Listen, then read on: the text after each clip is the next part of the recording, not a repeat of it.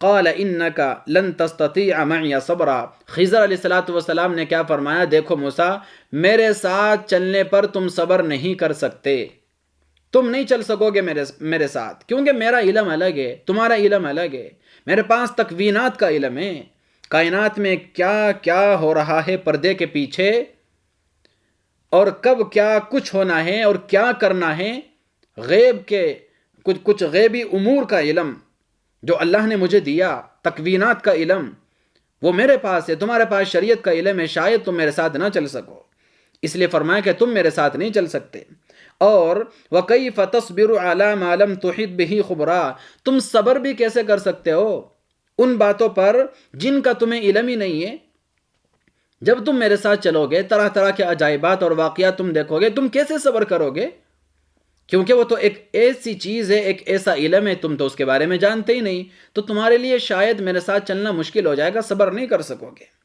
لیکن موسیٰ علیہ السلام نے پھر فرمایا، قال ستجدنی ان شاء اللہ صابرا، حضرت مجھے اپنے ساتھ رکھ لو، انشاءاللہ آپ مجھے صبر کرنے والا پائیں گے، میں صبر کروں گا حضرت، ولا اعصی لک امرا، اور آپ کے حکم کی بالکل مخالفت نہیں کروں گا، نافرمانی نہیں کروں گا۔ اچھی بات ہے بھائی۔ قال فإن اتبعتنی فلا تسألنی عن شیء، اس کے بعد حضرت خضر علیہ السلام نے فرمایا، اچھا ایک بات اور سنو، اگر میرے ساتھ چلنا ہی ہے، میرے علم سے استفادہ کرنا ہی چاہتے ہو، تو میری ایک شرط ہے۔ شرط کیا ہے؟ فَإِنِ اتَّبَعْتَنِي، اگر تم میرے ساتھ چلنا چاہتے ہو، فَلَا تَسْأَلْنِي عَنْ شَيْءٍ، کسی چیز کے بارے میں مجھ سے سوال نہیں کرو گے، خاموش رہو گے، روکنا ٹوکنا بولنا یہ میرے ساتھ بالکل نہیں ہوگا، بالکل خاموش، دیکھنے کی صرف اجازت ہوگی، بولنے کی روکنے ٹوکنے کی کوئی اجازت نہیں، یہ شرط لگا دی۔ فرمایا حتیٰ احدث لک منہ ذکرا، جب تک کہ اس کے بارے میں خود ہی آپ کو نہ بتا دوں، آپ کچھ نہیں بولیں گے، خاموش رہیں گے۔ موسیٰ علیہ السلام نے فرمایا ٹھیک ہے حضرت، ایسا ہی کروں گا، انشاءاللہ کچھ نہیں بولوں گا۔ سفر شروع ہوا۔ اللہ کہتے ہیں فانطلقا حتی اذا رکبا فی السفینۃ خرقہا، یہ دونوں حضرات چلے یہاں تک کہ جب یہ ایک کشتی میں سوار ہو گئے، خرقہا، تو حضرت خضر علیہ السلام نے کشتی کو توڑ دیا۔ آگے یہ دونوں بزرگ جب آگے کا سفر کرتے ہیں تو ایک سمندر کے کنارے پر پہنچے۔ بخاری اور مسلم کی روایت میں سمندر کے کنارے پر بہت ساری کشتیاں لگی ہوئی تھی، مسافروں کو ایک طرف سے دوسری طرف لے جانے کے لیے، وہاں پر پہنچے تاکہ ہم بھی کشتی کر لیں۔ تو وہاں پر جب پہنچے تو ایک کشتی کے ملا نے حضرت خضر علیہ السلام کو پہچان لیا اور کہا حضرت آ جائیے، میری کشتی میں سوار ہو جائیے، اور دیکھو آپ بہت نیک آدمی، حضرت آپ سے کرایہ نہیں لوں گا۔ حضرت خضر نے فرمایا نہیں بھائی، بغیر کرائے کے ہم سفر نہیں کریں گے۔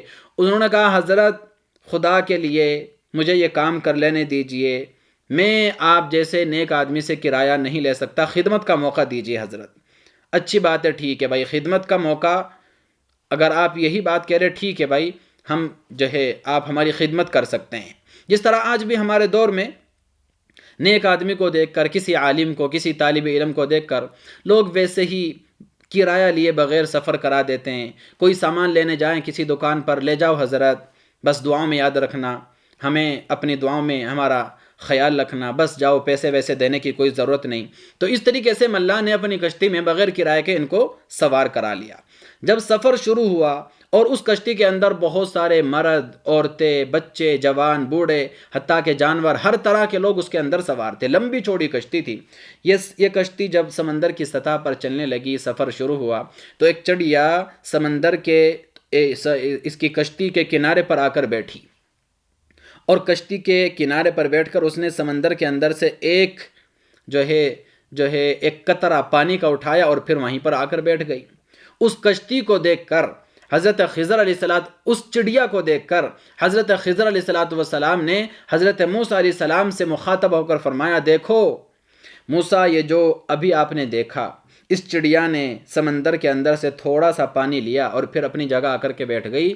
فرمایا میرے اور تمہارے اور ساری مخلوق کے علم کا اللہ تعالیٰ کے علم کے مقابلے میں بس یہی حال ہے جو حال اس چڑیا کی چونچ میں جو پانی ہے اور سمندر میں جو پانی ہے، یعنی میرے، آپ کے اور ساری مخلوقات کے علم کو اللہ کے علم سے وہی نسبت حاصل ہے جو نسبت اس ایک قطرے پانی کو جو اس چڑیا کی چونچ میں ہے اس پورے سمندر کے ساتھ حاصل ہے.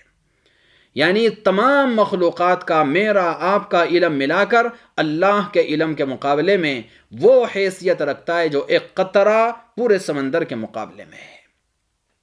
اس کے بعد سفر شروع ہوا. راستے میں جب آگے گئے تو خضر علیہ السلام نے کشتی کا ایک تختہ اکھاڑ دیا. اب یہاں پر موسیٰ علیہ السلام سے خاموش نہیں رہا گیا، بول پڑے، حضرت یہ کیا کر رہے ہو؟ کشتی سمندر میں چل رہی، یہ بچے ہیں، بوڑھے ہیں، عورتیں ہیں، سب ڈوب جائیں گے، ہلاک ہو جائیں گے. آپ یہ کشتی کو کیوں توڑ رہے؟ لیکن حضرت خضر علیہ السلام نے تختہ اکھاڑ کر ایک طرف پھینک دیا. لیکن یہ ان کا معجزہ تھا. تختہ اکھاڑنے کے بعد بھی سمندر کا پانی کشتی کے اندر نہیں آیا. اس موقع پر جب حضرت موسیٰ علیہ السلام بول پڑے تو حضرت خضر نے فرمایا، بھائی کہا تھا نا بولنا نہیں ہے، کہا تھا نا خاموش رہنا ہے، کیوں بولے؟ میں نے کہا تھا میں جو بھی کروں روکنا نہیں، ٹوکنا نہیں، بولنا نہیں، کیوں بولے؟ حضرت غلطی ہو گئی، بھول گیا تھا، معاف کر دو. دیکھو اللہ کہتے ہیں جب وہ دونوں کشتی کے اندر سوار ہوئے، خرقہا، تو حضرت خضر علیہ السلام نے کشتی کو توڑ دیا. قال اخرقتہا، موسیٰ علیہ السلام بول پڑے، حضرت کیوں اس کشتی کو توڑ رہے ہو؟ لتغرق اہلہا، کیا آپ کشتی والوں کو ڈبونا چاہتے ہو؟ یہ تو ساری کشتی والے ڈوب جائیں گے. لقد جئت شیئا امرا، حضرت یہ تو آپ نے بہت برا کام کر دیا. نبی تھے میرے دوستو عزیزو، نبی اپنے سامنے غلط ہوتا ہوا نہیں دیکھ سکتا. اپنی جگہ موسیٰ علیہ السلام بھی ٹھیک ہیں اور اپنی جگہ خضر علیہ السلام بھی ٹھیک ہیں، کیونکہ نبی غلط ہوتا ہوا دیکھ نہیں پاتا اور انہوں نے پہلے ہی کہہ دیا تھا کہ دیکھو تم نے بولنا نہیں. دونوں اپنی جگہ صحیح ہیں. تو جب انہوں نے کہا تو آگے خضر علیہ السلام نے کیا فرمایا؟